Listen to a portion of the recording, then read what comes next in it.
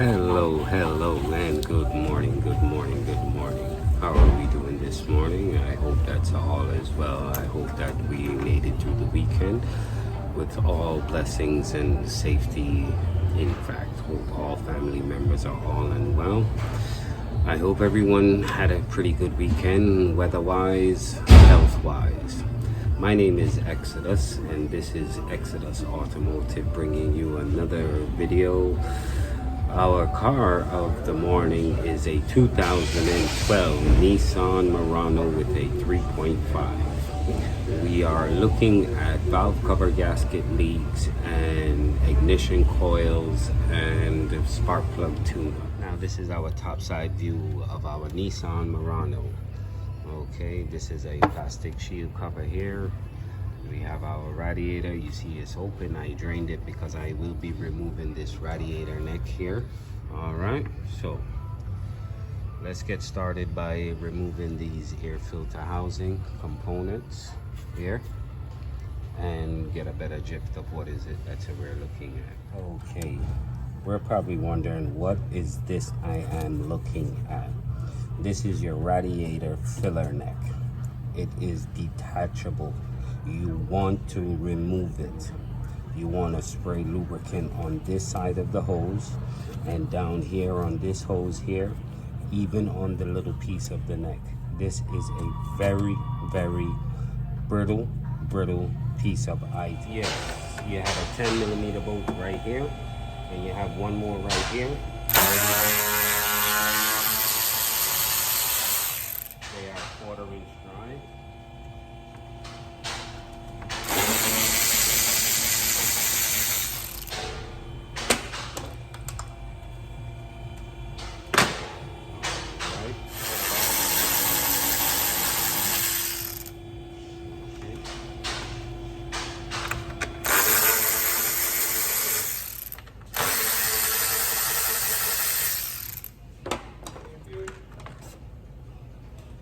All right, this is a 3.5 motor you have going on here. Okay, you have coils, ignition up front. You see the oil and down the bottom there. But working on a 3.5 Nissan, to get to the rear, you have to remove your intake. It looks combobulated in all sorts of way and all of this wiring and stuff like that. Now I'm going to show you the easiest way to get access to removing all of these things and keeping it intact, where to say that everything will remove as one and you won't have to remove all of these things individually just to get to where you need to be. All right.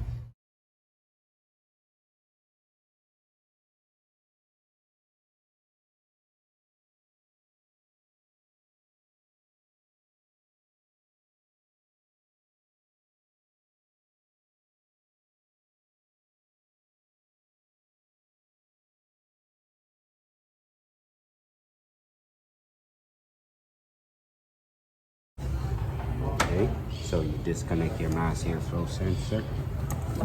Yes, it's always a good bet to disconnect your negative battery, because chances are sometimes you get unrelated codes to what you are doing because you were disconnecting at this particular point in time. The mass airflow sensor, you may get a code for that. Yes. Now the clamp on the housing here is an 8mm. Top half of the housing for right now. Okay.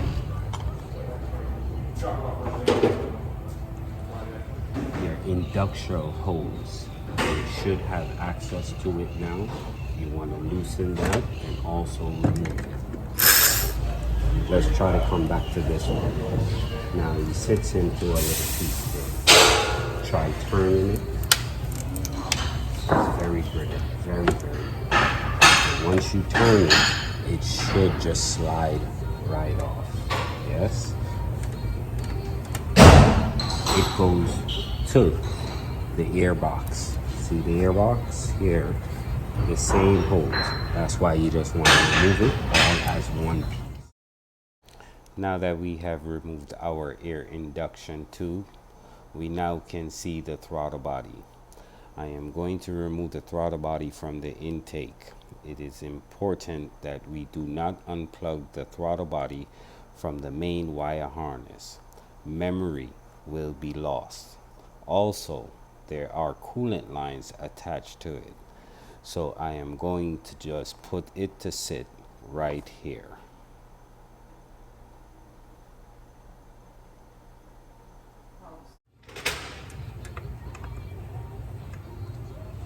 $5mm Allen key, 3/8 extension, 3/8 ratchet wrench. You don't want to use a gun on this. You want to break them loose by hand.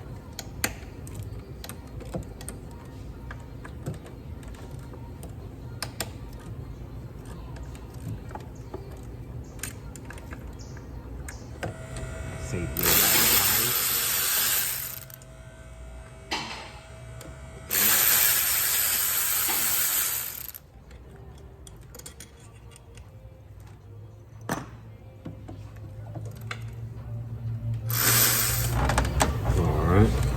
Now your throttle body is disconnected. You could just let him sit, lay flat right there. No need to disturb him anymore. Make sure that your gasket is in its place, or remove it and put it aside. You won't lose it, it won't tear, it won't rip. Okay? Now you have this solenoid, 2 solenoids, a whole bunch of vacuum lines and everything that goes here. Your 2 solenoids, unplug them. Yes.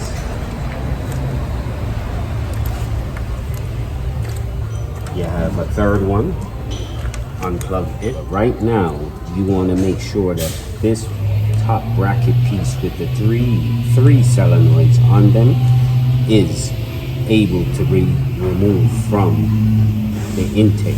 Yes, so you have 1, 2, 3, and call it 5 vacuum lines that separates from the intake, right? As you go around them, you could look and you will see there's one here, there's one above the throttle body, there's one on this side here also, and you have 2 that's here. Now with the 2 that's over on your passenger side, I'm going to tell you to leave that alone, because you're just going to move the whole entire solenoid to sit. It's not absolutely necessary to remove this.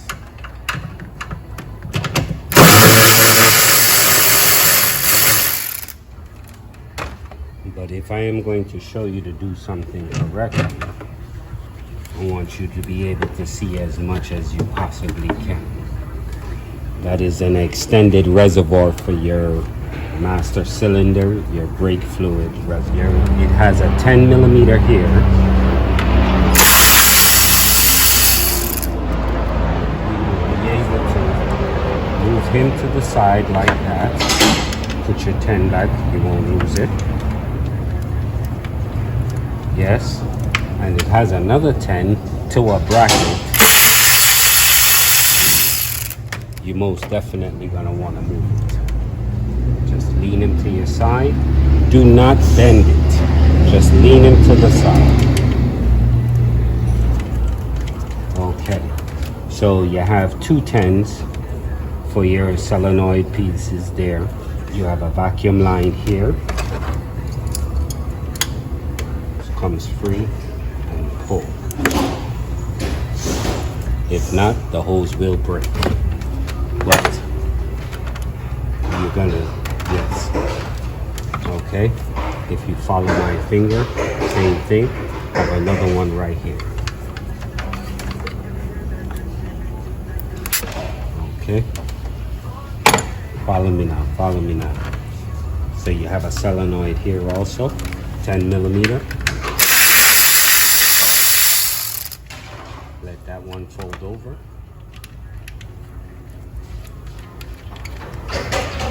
Right next to it, we have another 10 millimeter.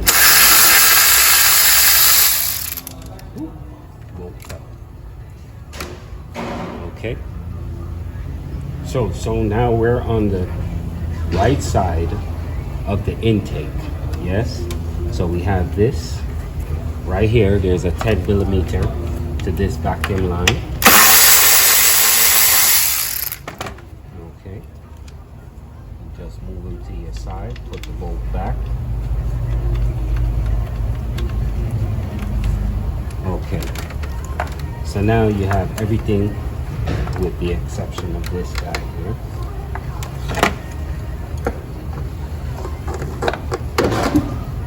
Okay.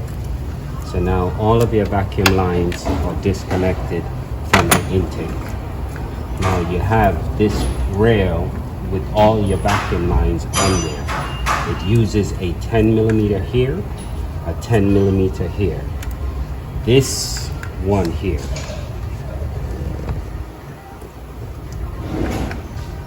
This one here is the one that you're just going to unbolt it, leave it, unbolt it, disconnect the wiring, and leave the vacuum lines exactly where they are. It uses a 10 millimeter screw on the back side of it.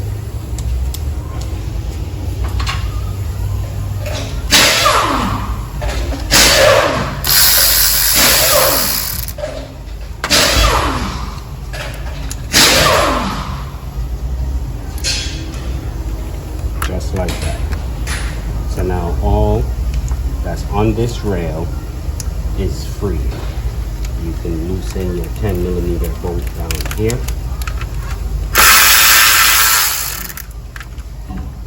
And there's one right here. Yes. Remove them.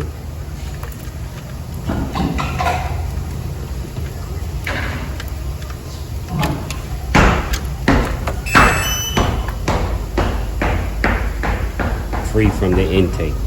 Don't forget to put your bolts back. This way you won't lose them. Okay.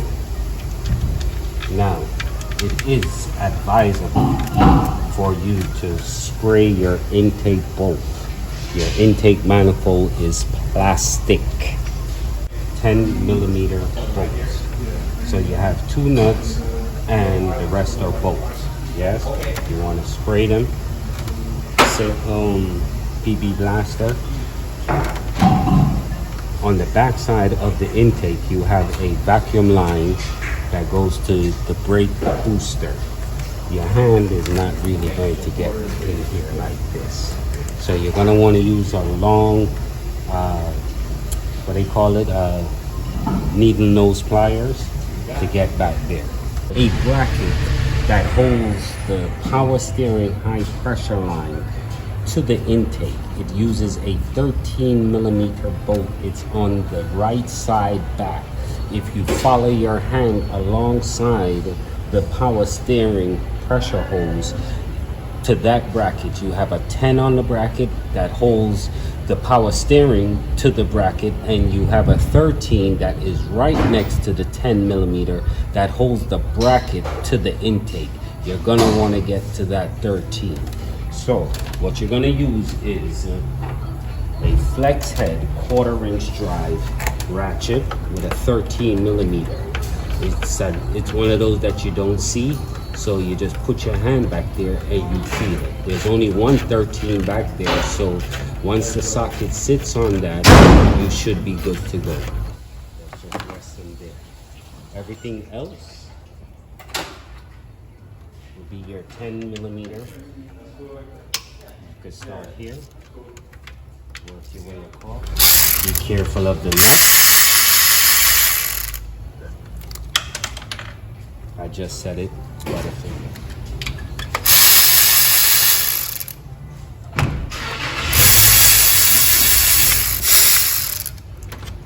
Okay, are you ready?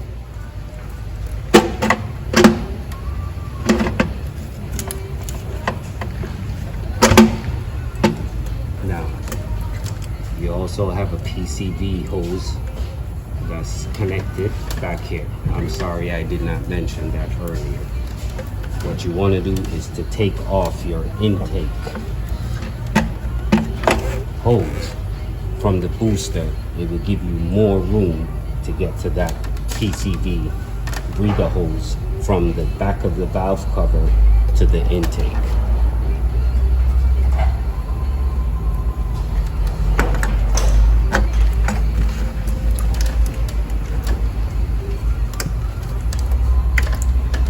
Okay, as I said, it's not tight, it's a twisty. All right. With the intake sitting like this, you will see your breather hose is accessible. Okay. There you go.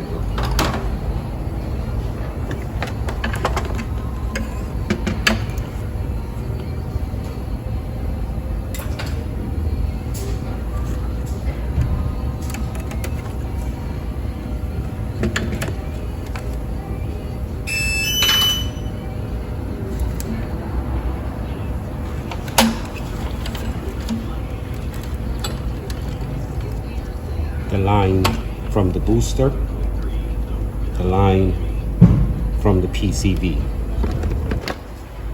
Booster line, PCV line. Yes. Your throttle body sits here. This clamps here to this one here. Yes, that's why I said don't bend this, because it's attached here and it's plastic. Intake manifold ports, clean them. You are going to be working on this back valve here and this valve cover here. So you're stretching over, you don't want anything to fall down in here. I use, there were 6 of them, 6 chalk towels, one time. I wanted to show you something. Remember this line piece here? Okay. There's a clip on the back side here. If you remove this clip, yes, and this vacuum line, you could remove the whole thing. Just have them sit right there just like that. Yes. Now, only thing you're working with now is your wire harness. This same little vacuum line here goes to your engine mount. Yes, it works off of a vacuum stabilization system. It uses 2 10mm bolts. You're going to want to loosen these 2 to remove this. You don't want to bend it, you don't want it out of shape, you want it to sit where it is. 2 10mm bolts, one on the front and one on the side here. You're going to use wrench, and this is 2. Now you may ask yourself, why am I removing this thing? Because the wire harness that sits below it, this piece here, this wire harness, you're going to have to get it free. So by that, okay, 3 of them, I apologize, 3 of them. One sits right on top of the engine mount. Yes. Also accessible wrench.